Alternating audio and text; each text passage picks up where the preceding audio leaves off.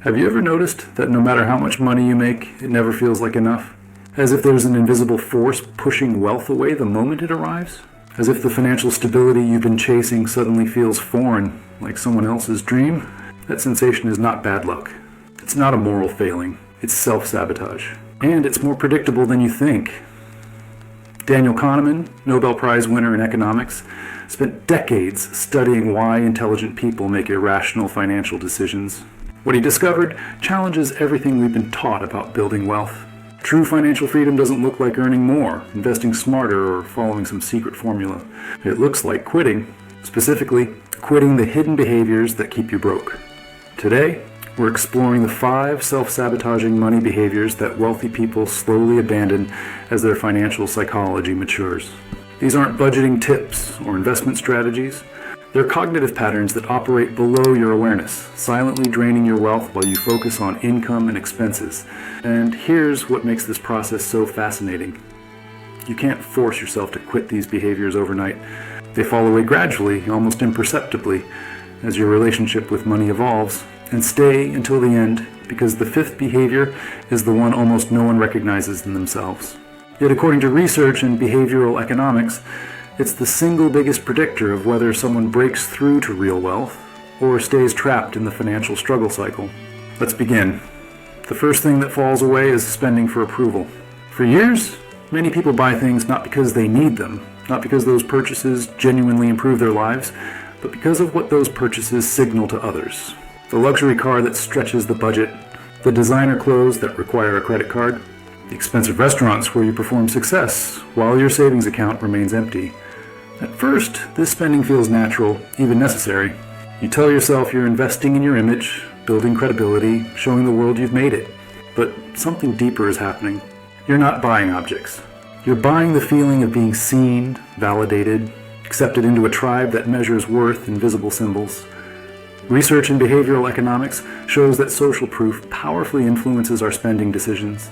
We look to others to determine what's valuable, what's normal, what's necessary to belong. And in a culture obsessed with visible wealth, the pressure to signal financial success becomes overwhelming.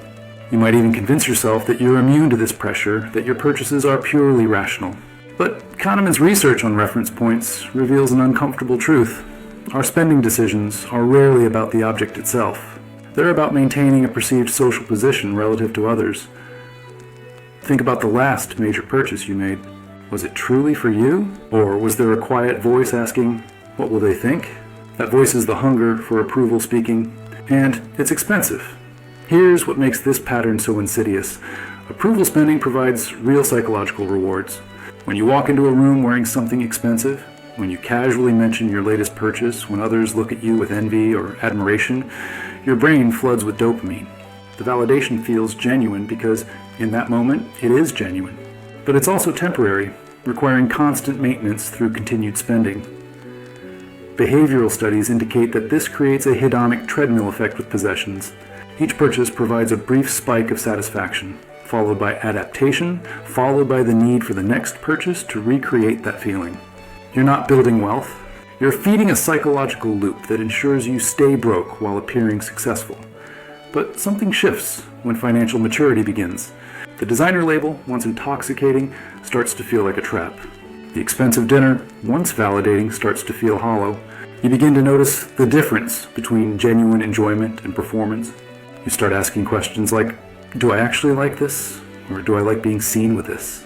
What makes this shift so profound is that approval spending doesn't just lose its appeal, it becomes irrelevant to your identity. This isn't discipline. This isn't deprivation. It's a fundamental rewiring of what feels valuable. Instead of asking, what will they think? The question shifts to, what do I actually value? And that shift changes everything. When you quit seeking financial approval, something remarkable happens to your bank account. Money that was hemorrhaging towards symbolic purchases starts accumulating. Not because you're white-knuckling your way through deprivation, but because the purchases genuinely don't appeal anymore. You become like a tree that has found its own water source, no longer dependent on external validation to feel financially. Secure research in consumer psychology shows that people who break free from approval-based spending often describe feeling lighter, freer, less anxious about money. They stop performing wealth and start building it. They discover that actual financial security feels nothing like the performance of financial security. One is exhausting and expensive. The other is sustainable and empowering. But here's what's important to understand. This shift doesn't happen through willpower alone. You can't shame yourself out of approval spending. The change emerges from within as your values evolve and your sense of self becomes less dependent on external validation. It's a slow unraveling, not a dramatic gesture, and it begins the moment you start noticing the difference between buying for yourself and buying for an audience. When this shift happens, your bank account finally starts working for you instead of against you. And you realize that the wealth you were performing was preventing you from building the wealth you actually wanted. But quitting approval spending is just the beginning, because there's a deeper trap waiting, one that feels like financial intelligence but is actually its opposite, one that convinces you you're smarter than everyone else while silently bankrupting your future. Let's talk about the second behavior wealthy people abandon. Closely tied to approval is the need to feel like an insider, like someone who's discovered something others missed. Early on in their financial journey, many people chase exclusive investment opportunities, convinced they've spotted a trend before everyone else. The cryptocurrency that's about to explode, the startup that's the next big thing, the real estate market that's perfectly timed, the stock tip from someone who really knows. This isn't random gambling. It feels like sophisticated investing. You've done your research, you've read the articles, you've listened to the podcasts. You're convinced you've developed a special ability to see opportunities that ordinary investors miss. And there's a particular thrill in believing you're ahead of the curve, part of an elite group that understands what others don't. But here's what Daniel Kahneman discovered in his research. Overconfidence is one of the most costly cognitive biases in financial decision-making. In his book, Thinking Fast and Slow, he documented how consistently we overestimate our ability to predict markets, spot trends, and time investments. We believe we're operating with special insight, when we're actually operating with an illusion of knowledge. Think about it this way. When you hear about an investment opportunity that sounds too good to be true, your System 1 thinking, the fast, intuitive part of your brain, gets excited. It sees patterns, connections, potential. It whispers, "This is it. This is your chance to get ahead." And because that excitement feels like clarity, you trust it. But Kahneman's research on hindsight bias reveals why this is so dangerous. After events unfold, we convince ourselves we saw them coming. If an investment succeeds, we claim we knew it would. If it fails, we insist the warning signs were obvious. This creates a false sense of predictive ability. You remember the wins and conveniently forget the losses, building a narrative where you're better at this than you actually are. Research in behavioral finance shows that retail, investors who trade most frequently, those constantly chasing the next opportunity consistently, underperform simple index funds. They're not stupid. They're not lazy. They're overconfident. They believe their special insight will compensate for transaction costs, timing mistakes, and emotional decisions. It rarely does. But as financial wisdom deepens, something profound happens. The drive to prove you're smarter than the market fades. Not because you've given up, but because you've seen through the illusion. You begin to notice how much energy you were spending trying to feel special. How much money you were losing trying to be right. And here's the paradox that emerges. The less you try to outsmart everyone else, the better your returns become. When you quit chasing exclusive deals and insider opportunities, when you stop believing you have special predictive powers, you free yourself to do what actually works. Consistent, boring, proven wealth-building strategies. The ego craves being special, but wealth accumulates through being systematic. Wealthy people eventually recognize that the game isn't about having access others don't have. It's about having discipline others don't maintain. It's the difference between a gambler chasing the hot tip and an investor trusting compound interest. The humility of admitting you don't know everything and acting anyway. This is what separates wealthy people from perpetual planners. Not superior knowledge, but the ability to move forward without complete certainty. Studies indicate that wealthy individuals tend to make faster financial decisions than those struggling financially. Not because they're impulsive, but because they have internalized a crucial truth. The cost of waiting often exceeds the cost of being wrong. They'd rather make a mistake and correct it than make no move at all. They understand that real-world feedback beats theoretical perfection. Think about how this shows up in your financial life. How many times have you delayed investing because the market might crash? How many business ideas have you shelved because you weren't sure they'd succeed? How many career moves have you avoided because you couldn't guarantee the outcome? And how much has that waiting cost you in lost time, lost compound growth, lost learning, lost momentum? Living without certainty doesn't mean living recklessly. It means building systems that work across multiple scenarios rather than betting everything on one prediction. It means diversifying, not because you know what will happen, but precisely because you don't. It means starting before you feel ready. Because readiness is often just fear's way of keeping you stuck. When you quit demanding certainty, you discover something profound. The people who build wealth aren't the ones who timed everything perfectly. They're the ones who started, stayed consistent, adjusted along the way, and trusted that imperfect action beats perfect waiting.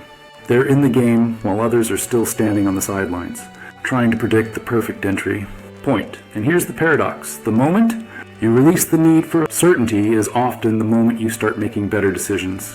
Because you're no longer asking, can I guarantee this will work? You're asking, can I survive if this doesn't work? And that shift transforms everything.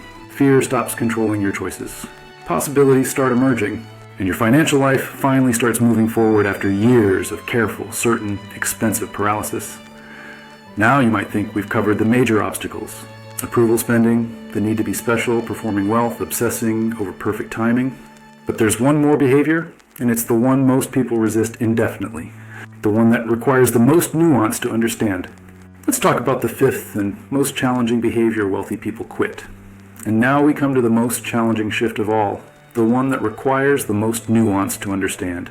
It's about recognizing where you have agency and where you don't, and learning to act powerfully within real constraints instead of pretending those constraints don't exist. Here's what behavioral economists have observed.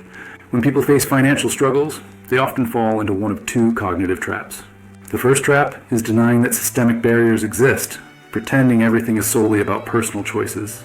The second trap is focusing exclusively on systemic barriers while ignoring any personal agency. Both extremes keep you stuck. The research is clear. Economic inequality is real and growing. Wage stagnation is documented. Housing affordability has declined drastically. Student debt has ballooned. Healthcare costs are crushing. These aren't excuses, they're data. And pretending they don't matter is both inaccurate and unhelpful. But here's where Kahneman's work on locus of control becomes crucial. Studies in psychology distinguish between external locus of control, believing outcomes are entirely determined by outside forces, and internal locus of control, believing you have influence over outcomes through your actions. Neither extreme reflects reality. Pure external locus ignores genuine choices you can make. Pure internal locus ignores genuine constraints you face. The shift that enables better financial outcomes isn't about denying barriers or blaming yourself. It's about asking a different question entirely. Instead of, whose fault is my financial situation? The question becomes, given the constraints I actually face, what's within my sphere of influence? This isn't inspirational, it's tactical. Because there's a profound difference between analyzing systemic problems and using that analysis as a reason to make no moves. All research shows that people who develop this nuanced perspective, who can hold both truths simultaneously, tend to make better financial decisions. They don't waste energy denying that the game is rigged in certain ways. They also don't use that rigging as justification for decisions that work against their interests within that rigged game. For example, you can recognize that wages haven't kept pace with productivity and still negotiate for higher pay when possible. You can acknowledge that the housing market is broken and still make strategic choices about where to live and what to rent versus buy. You can see clearly how systemic inequality functions and still examine whether your spending aligns with your stated financial goals. This isn't about bootstrap mentality or pretending everyone has equal opportunity. It's about distinguishing between what you can influence and what you can't, then directing your finite energy toward the former without guilt about the latter. Psychologists have documented that this shift often follows a specific pattern. First, you become aware of systemic barriers. This can feel like awakening or disillusionment. Then you might spend time angry, which is appropriate and sometimes necessary.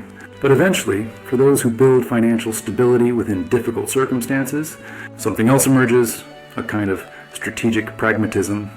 You stop asking whether the system should be fairer. Of course it should. You start asking, within this imperfect system, what moves are available to me right now? Not because you've given up on change, but because you've learned to operate on two levels simultaneously, working for systemic change where possible. while making optimal individual decisions within current reality.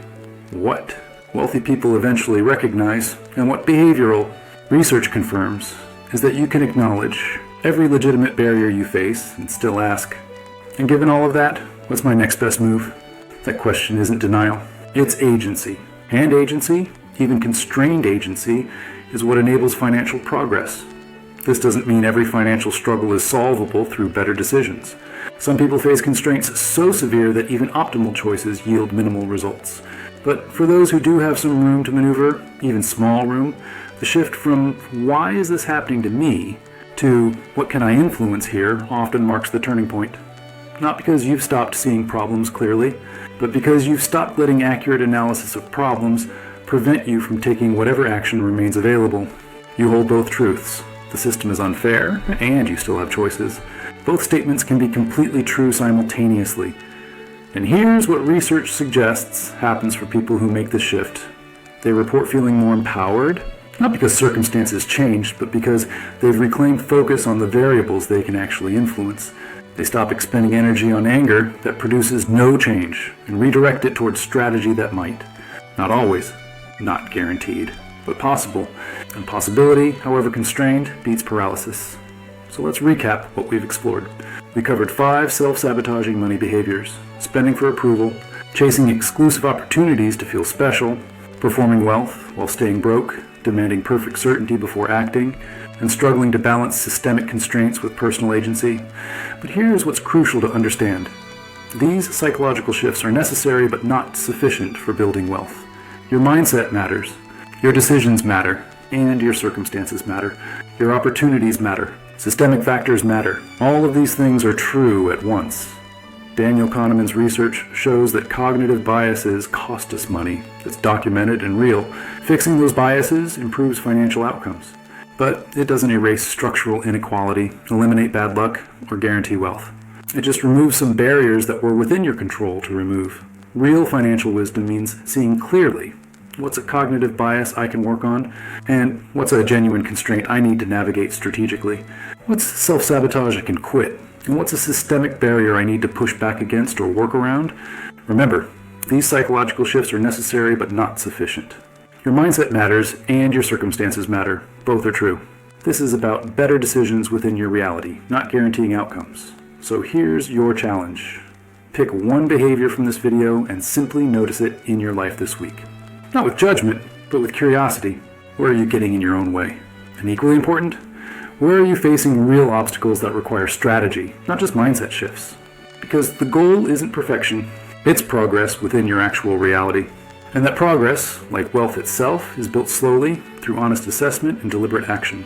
If this gave you clarity, subscribe so you don't miss the next deep dive into behavioral economics. And drop a comment below. Which of these 5 behaviors did you recognize most in yourself? Let me know. I read every single one.